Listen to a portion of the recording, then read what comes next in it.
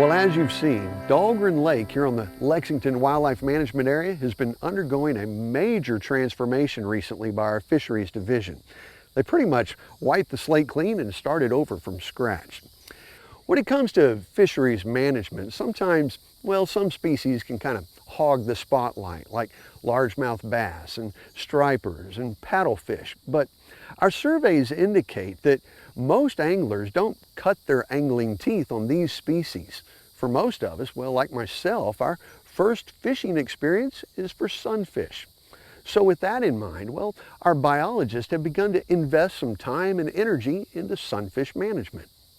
Now, the goal here at Dahlgren is to turn this lake into a quality, first-class sunfish destination. It's relatively easy to do when you start out with a brand new lake, essentially what they have here. But it's a whole other can of worms to start to manage an existing lake for quality sunfish. So to do this, well, there's really no need to reinvent the wheel because we already have several quality sunfish destinations all throughout the state. And now our biologists are beginning to invest some time and energy to find out what makes the good ones so good.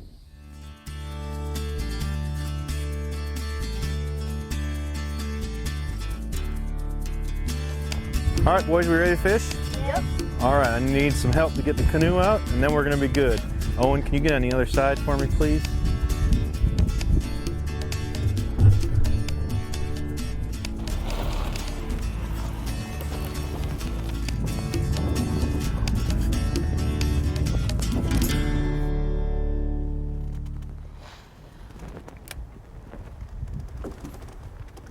There it is, Rylan, good job. That should be good. Got him, Owen? Yep. Good. Keep your rod tip up. Good job. Is it a bluegill or a red ear? Bluegill. Not really colored up though. Sparks Lake is one of my favorite places to take my sons on personal outings because it's just about an hour's drive from where I live in Norman. And then when you get here, it's quiet, it's beautiful, and it's a great fishery. Owen's got another one. All right, here you go. Big one, Owen? It is? Oh, that's a female. See how she's a little lighter in color? She's more pale, not the bright color. And her belly's full of eggs. That means the females are coming up here on those nests with the males to lay their eggs. And for the male to attract the female, he's got to be the brightest, nicest colored male in there.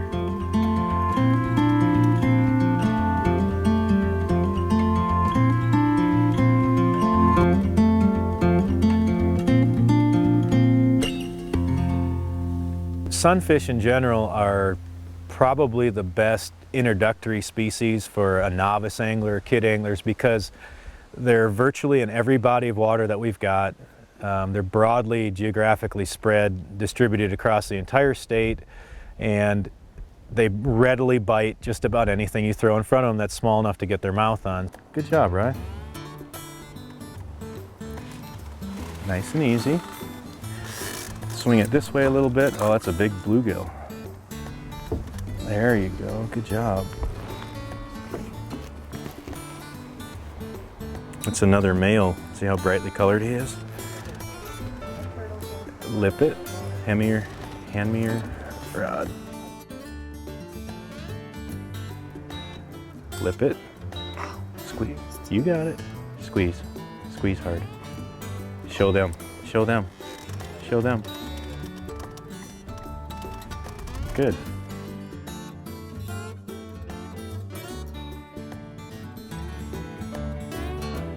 Good job, Rye. You smoked that one.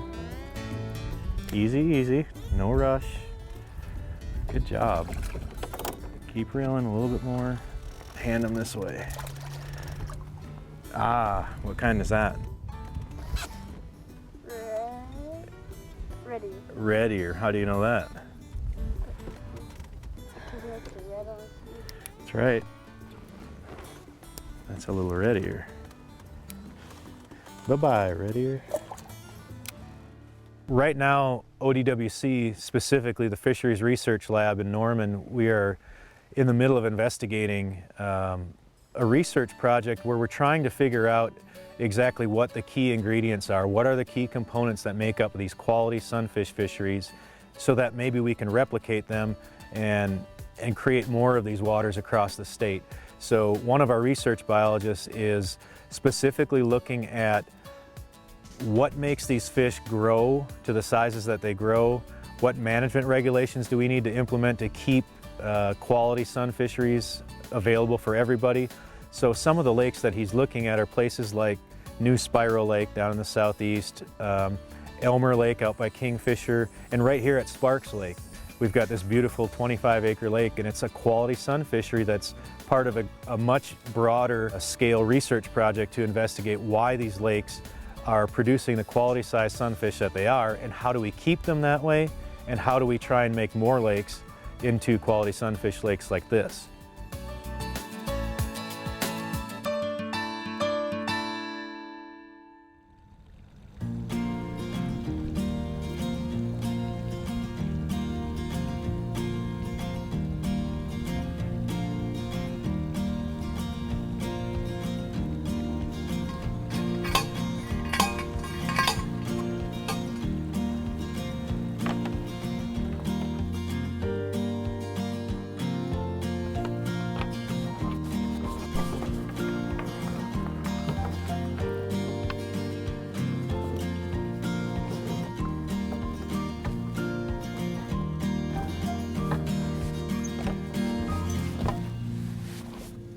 Today we're out here at Lake Elmer. We're setting pike nets in an effort to capture sunfish species.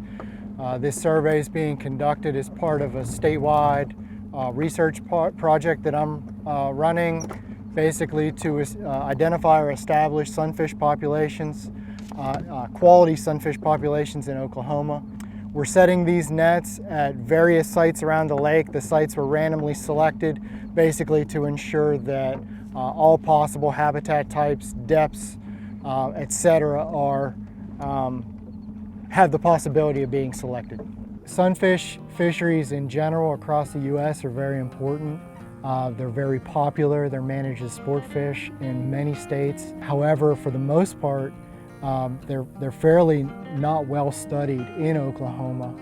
Currently, I have 5 study lakes. Those are Lake Elmer in northwest Oklahoma, Sparks Lake in central Oklahoma, Pawhuska Lake in north central Oklahoma, Stillwell City Lake in eastern Oklahoma, and New Spiral Lake in southeast Oklahoma. The impetus for this study was for us internally to get a grasp on these sunfish fisheries in Oklahoma because they were not well studied through time. We have data sheets for every single site, so basically we're at Elmer Lake, so we documented that. Each site number, each net is set at a different site number, which was randomly selected. We're also taking some environmental variables, such as temperature, a Secchi depth reading, which is a measure to determine what the turbidity level is. Any general habitat characteristics like riprap, water willow, woody debris. And then of course tomorrow when we lift nets, we'll be documenting every fish species. We'll be counting every single fish, we'll be measuring fish. And of course the priority for us tomorrow, although we'll be documenting everything, is red ear sunfish and bluegill sunfish.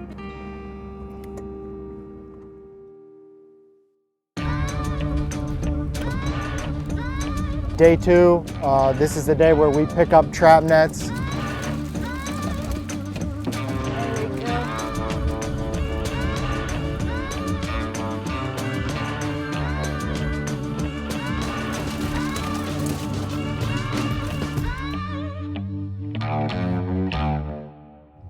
Basically, we just pulled in the first trap net of the day, getting ready to process fish. The first fish I'm measuring here is a red ear sunfish. A pretty good example of red ear here. Of course, they get a good bit larger here. This one's just shy of 8 inches, but here they'll get up to 9.5 inches in length. 195. red ear sunfish, 225. So there's an example of a really nice red ear sunfish produced by Lake Elmer. It's pretty exceptional. The growth on red ears we're finding is typically always better than bluegills in these study lakes. But with the Lake Elmer case, it's pretty exceptional that within the few years' time since renovation was completed, red ear or bluegills and red ears are restocked and are now spawning here and are producing fish of this quality. It's pretty indicative of the improvements of the habitat project and the addition of all the habitat, and it's just promising that quickly following a renovation, it produces fish of this quality.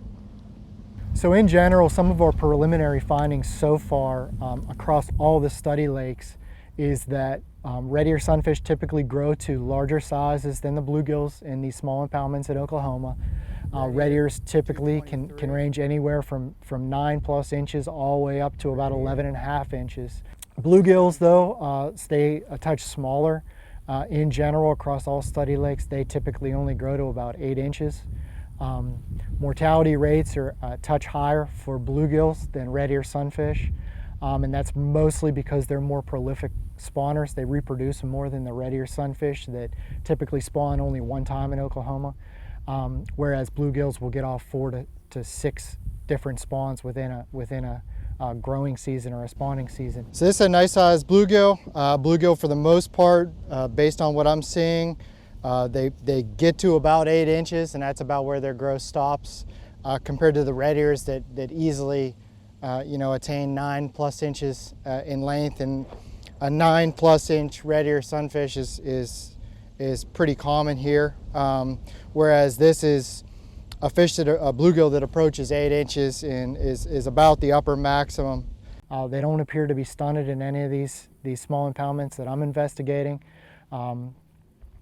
So between allowing them to grow to older ages and larger size classes, it tells me that exploitation of these fisheries is not extremely high.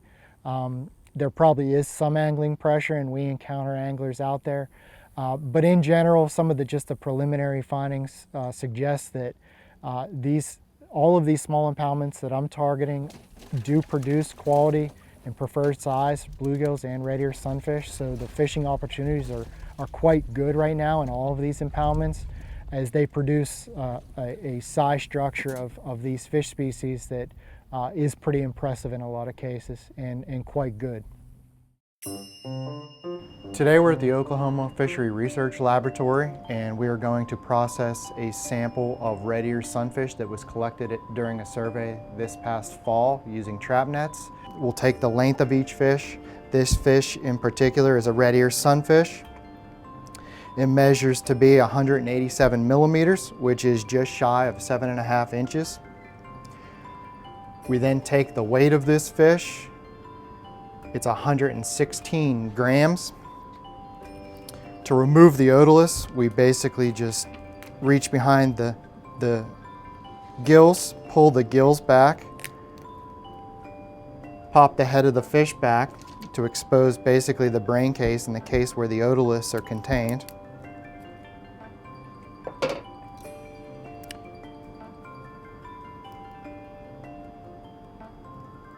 Reach in here with forceps and remove an otolith, which is basically an ear bone of the fish.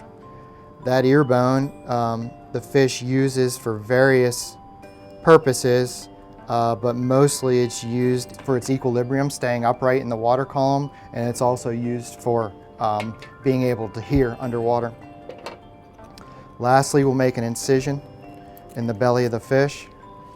And this is done basically just to expose the gonads. This particular fish is a male red ear sunfish.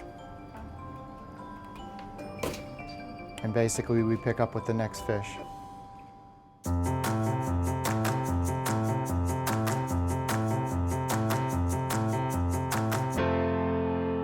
Now we're here at our aging station. Basically we have a microscope and computer set up with a video camera attached to it. Here we age the fish that we recently pulled otoliths from, or the ear bones from that fish. The ear bone of the fish is a way for us to get a good age estimate for each fish. And again, this is a very similar concept to, say, reading the age of a tree after you cut it down, basically looking at the rings in the trunk of a tree. Same concept with a fish. Basically, this is a calcified structure that puts down annual growth increments. So to age this particular fish, this is an otolith from an older red ear sunfish. We start at the very innermost ring and we count towards the edge. 1, 2, 3, 4, 5, 6, 7, 8, 9. So this would represent a 9-year-old red ear sunfish collected from one of the study lakes. Because this is an older fish, sometimes towards the outer edge of the otolith, you sometimes lose track of or can't necessarily see some annual rings. So in order to verify that you're counting all the possible annual rings within that otolith, we sometimes have to use a method that we refer to as the crack and polish method, which basically is just sectioning the otolith basically through this direction through the nucleus of the otolith. So what that'll look like is this example, which basically then we count in a similar fashion from the centermost annual ring. 1, 2, 3, 4, 5, 6, 7, 8, 9. And in this case, we get the exact same age estimate, although it's an older specimen, of a 9-year-old red ear sunfish in this case. Now we basically just move through all the fish in that sample. That's done basically by just going through each otolith card. The cards are in random order. All that we pretty much know is a fish number for that particular fish. So once we get through that single reader, we then have a second reader involved. The second reader gets an age estimate for every single fish, again in random order and blind to any information for that particular fish.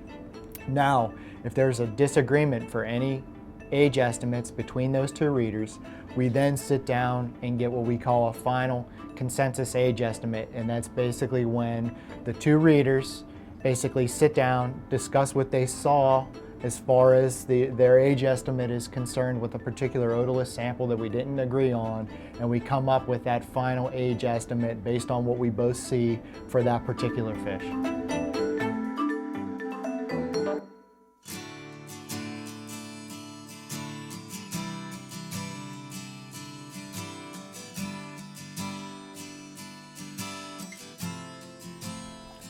Ooh, that's a big bluegill.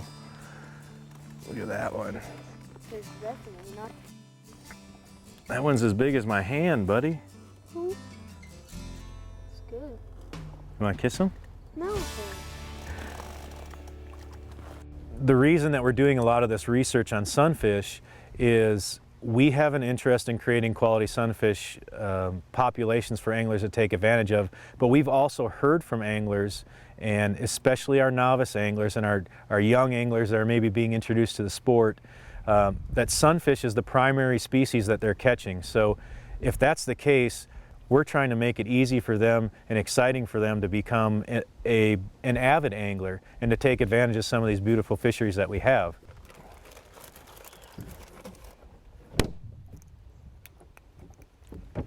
Look at how orange this one's belly is, its chest. You know, sunfish may not seem like it's the glamorous big species that a striped bass is or a paddlefish. It's still an important species, and because it's so broadly distributed across our state, the geographic footprint of these fish is basically from edge to edge of our state, north to south, east to west. We feel like we owe it to our anglers to spend a little bit of our time and effort to possibly improve our management practices and create these quality sunfish fisheries where it's close enough for anybody, whether you live in Guyman or whether you live in Idabel, to get to a quality sun fishery. The bass that Owen just caught happened to have one of the tags that we put in. It was a bar tag that kind of hangs off the dorsal side of the fish. ODWC fisheries personnel have come out and we put tags into these fish so that we can keep track of recaptured fish and have an idea of what the population estimate is. So part of our goal as managing for quality size sunfish is to know how many predators are also in here, how many bass and what sizes of bass are controlling the population of those sunfish. So we have tagged and marked hundreds and hundreds of fish in this lake. When we recapture those fish, we're able to calculate a population estimate to kind of better understand the size structure and the density of the fish, both predators, bass, and the sunfish in this lake. Good job, Rye. Now you gotta take them off. There you go, we'll lower it down to you.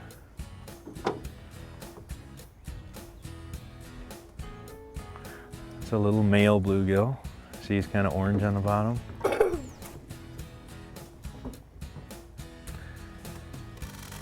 I'll hold the line. You want to try it? Too floppy.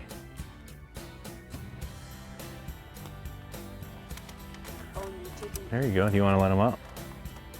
I would just encourage all of our anglers to take advantage of the sun fisheries that we have here in Oklahoma. Whether it's here at Sparks Lake, at some of the close to home waters, if you're in Oklahoma City or you're in the Tulsa metro area, take advantage of the fact that we've got such good quality sun fisheries and kind of get back to your roots. You probably started by catching bluegill and red ear sunfish out of these waters.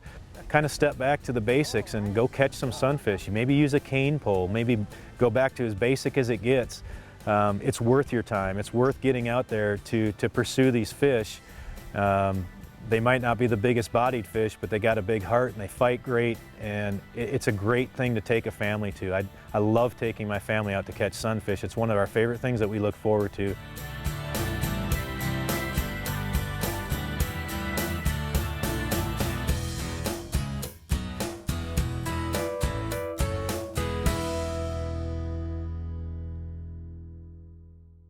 Several other Wildlife Department managed lakes have been undergoing similar transformations like here at Dahlgren. And if you follow us on social media, well, we'll be sure to keep you updated on their progress. This summer, we'd encourage you to just reconnect back to your fishing roots and discover once again how much fun sunfish fishing can be. And while you're at it, take someone new with you. For all of us at your Wildlife Department, I'm Todd Craighead. Thanks for joining us, and we'll see you right back here next time on Outdoor Oklahoma.